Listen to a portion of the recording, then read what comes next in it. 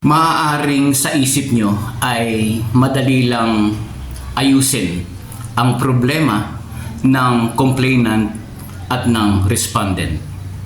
Please, never assume.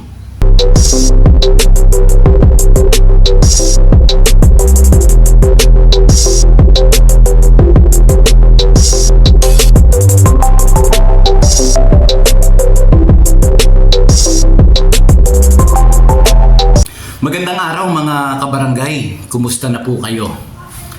Kung kayo po ay punong barangay, kung kayo ay pangkat member o kayo ay lupon member, hanggat maaari, huwag dadalo sa hearing, sa mediation or conciliation unprepared. Bakit po? Kasi kung kayo ay basta na lang dadating, maaaring nasa isip nyo, kagaya po nung sinabi ko sa introduction, madali lang lutasin ang kanilang awayan, ang kanilang problema. Ibig sabihin ng complainant at ng respondent.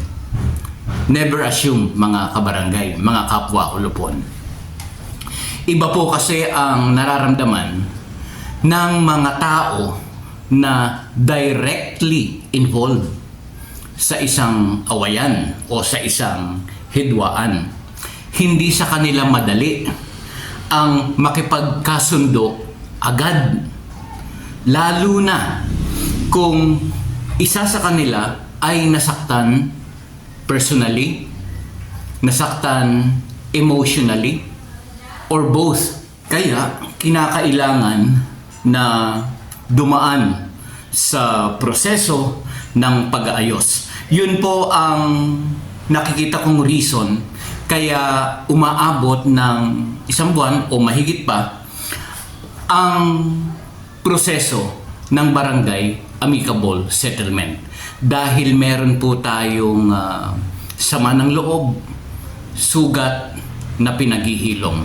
Masakit at mahirap po na makipagkasundo agad. Inuulit ko, kung nararamdaman mo pa yung sama ng loob at yung kirot ng sugat. Kaya po, inuulit ko, gentle reminder po ito sa ating mga punong barangay at sa ating mga lupon members na never assume na madali lang ayusin at o pagkasunduin ang mga nag-aawayan o naghihidwaan na lumapit sa atin. Dahil ang topic po natin dito sa video na ito ay papaano yung mga preparations na pwede nating gawin bago dumating yung araw at oras ng hearing.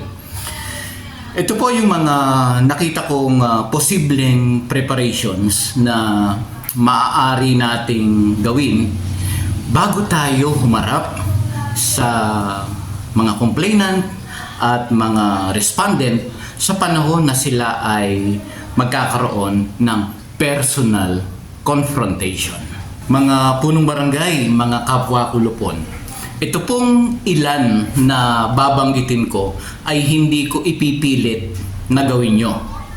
Ito po ay halimbawa lamang at maaari nyo ring gamitin sa inyong practice ng katarungang pambarangay law. Okay, ano po yung mga posibleng preparations? Ano yung mga preparations na maaari nating gawin? Number 1, kung nakablatter yung reklamo, kailangan meron na po tayong advance reading sa salaysay ng nagblatter. Para po meron tayong idea kung ano yung nangyari sa perspective ng nagpablatter. O kaya ay nabasa na natin mga kapwa kulupon o mga kapitan yung nilalaman po ng KP Form number 7. O ito na naman tayo, nasa KP Form. Para po dun sa mga bago pa lang na lupon at dun po sa lahat ng nanonood, gusto ko pong ipaalam sa inyo. Kung alam nyo na ito, mas mabuti po. Pero ito po ay para sa mga hindi pa nakakaalam. Ang nilalaman po ng KP Form number 7 ay yung pong complaint. Yung reklamo ng complainant laban sa respondent. Kailangan po at least nabasa nyo na yan para pag upo nyo sa mediation center, sa pag-usap, sa panahon ng pag-usap, ay alam niyo po kung ano ang pinagmulan, ano ang puno at dulo ng kanilang hidwaan o ng kanilang awayan.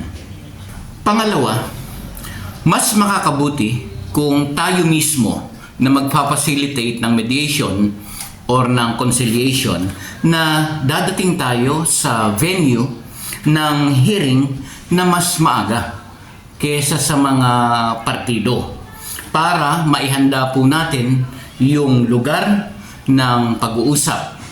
Halimbawa po, maayos po natin yung mga uupuan nila at kailangan of course, komportable sila sa kanilang uupuan. Halimbawa, kung ang inyong mediation center ay air condition yung room, kailangan po naka-on na yung air condition para pagpasok ng mga lumalapit sa atin ay malamig yung temperature. Kasi alam natin, pag unang pagharap sa barangay, talagang mainit po yan, mga kabarangay.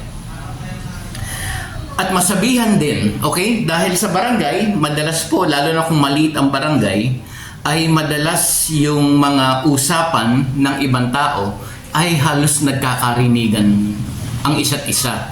Kaya po kung maliit lang ang inyong barangay, ay masabihan niyo po yung ibang mga tao sa barangay na magkakaroon ng mediation, magkakaroon ng conciliation, at sana naman ay yung kanilang boses, yung tono ng boses nila ay huwag ganun kalakas para hindi maistorbo ang ating mga inaayos na problema ng complainant at ng respondent. Tandaan po natin na yung ating ginagawa, ang dahilan po nito ay upang pagharapin ang mga partido na nag-aaway para pagkasunduin at makatulong tayong mga lupon, kayo pong mga punong barangay, na maabot ng mga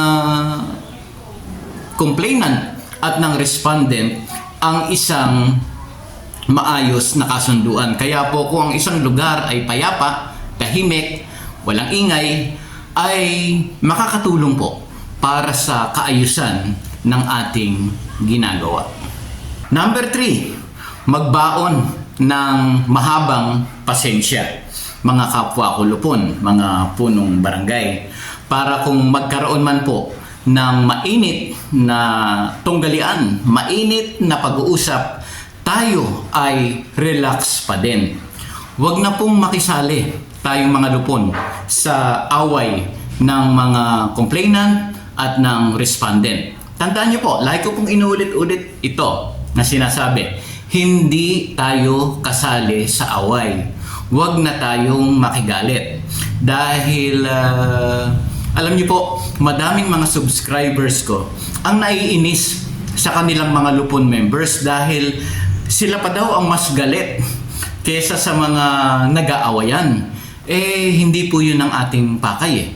Kaya nga po, ang sabi ko, magbaon ng mahabang pasensya.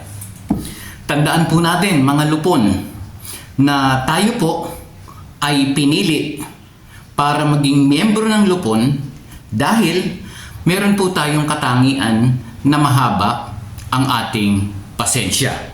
At yung pong katangian na yon, during the hearing, sa panahon na mainit ang pag-uusap, atin pong ipakita na karapat-dapat tayo na maging lupon dahil tayo ay mahinahon sa kabila ng mainit na environment. Number 4, kailangan po baon din natin ito sa ating pagpunta sa hearing. Yung pong reminder sa bawat isa sa atin na ang goal natin ay matulungan yung mga nag-aawayan, na sila po ay magkasundo.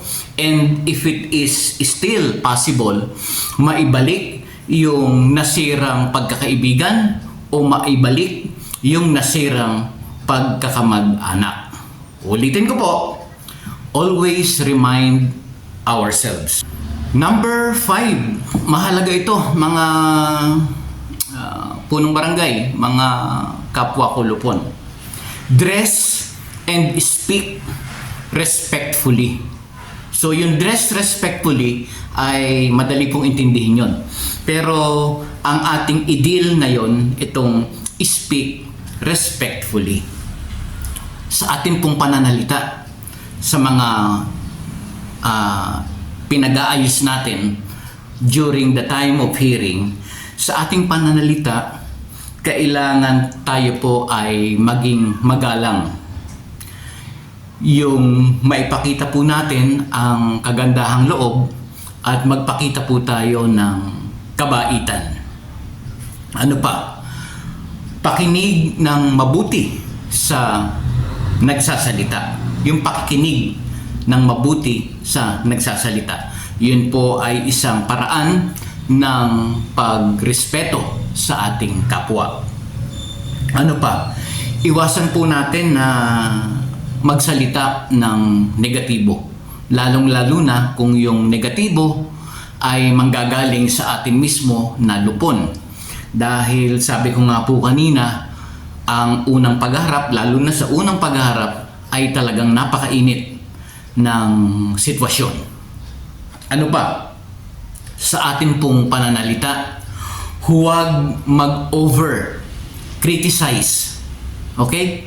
Focus lang po tayo doon sa issue. Ano pa? Tratuhin natin yung mga tao, respondent, yung complainant, sila man po ay kaibigan natin o hindi, sila man ay kamag-anak natin o hindi. Tratuhin natin ang mga tao ng pantay-pantay sa ating pananalita. And lastly, sa pananalita, pahalagahan po natin ang opinion ng bawat isa. Kaya mga kabarangay, ayan po, ulitin ko, hindi ko po ipinipilit na gawin nyo ang mga bagay na ito. Pero maaari po na makatulong sa inyo ang aking mga sinabi sa video ito. Muli, hanggang dito na lang tayo. At ako po ay patuloy na nagpapasalamat dahil ito pong Katarungang Pambarangay Channel ay lumalagong channel at araw-araw po ay mayroon tayong between 40 and 50 subscribers. Kaya po natutuwa ako sa mga dati ng subscribers at sa mga bago pang subscribers na natagpuan niyo po ang channel na ito. Madami po ang nagpapasalamat sa akin dahil nga sa channel na ito. Kaya ako po muli si Jeffrey at nagpapasalamat sa inyo sa inyong patuloy na pagtangkilik dito sa Katarungang Pambarangay Channel.